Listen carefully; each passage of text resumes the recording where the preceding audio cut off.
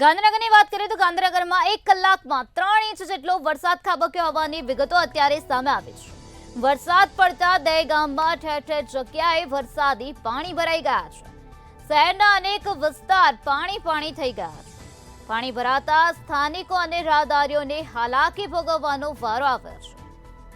ગાંધીનગરથી આ મહત્વના સમાચાર સામે આવ્યા, જ્યાં મેઘો મન મૂકીને વરસ્યો છે। માત્ર 1 કલાકમાં જ 3 ઇંચ જેટલો વરસાદ ખાબક્યો છે।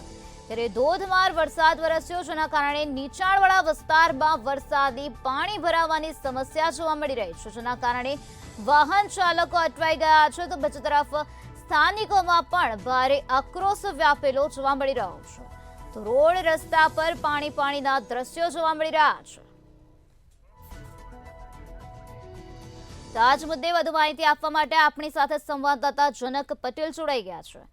શ્રી જનક, ગાંધીનગરમાં માત્ર 1 કલાકમાં 3 ઇંચ જેટલો વરસાદ ખાબક્યો છે। અનેક વિસ્તારમાં પાણી ભરાયાના દ્રશ્યો સામે આવ્યા છે।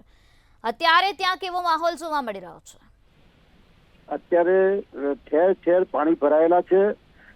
વાહન ચાલકો મોટા પાયે પરેશાન થઈ રહ્યા છે અને તંત્ર ઉપર રોષ ઠાલવી રહ્યા છે। દહેગામમાં ઘણા બધા વર્ષોથી આ જ પરિસ્થિતિ છે અને અત્યારે ઠેર ઠેર કેળ સમાણા પાણી ભરાયેલા છે।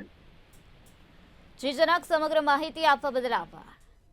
તો જે રીતે અમારા સંવાદદાતાએ જણાવ્યું કે કેળ સમા પાણી ભરાયેલા જોવા મળી રહ્યા છે, જેના કારણે સ્થાનિકોને મુશ્કેલી વેઠવાનો વારો આવ્યો છે। બીજી તરફ વાહન ચાલકો પણ અટવાઈ ગયા છે, કારણ કે રોડ રસ્તા પર પાણીના દ્રશ્યો જોવા મળ્યા છે।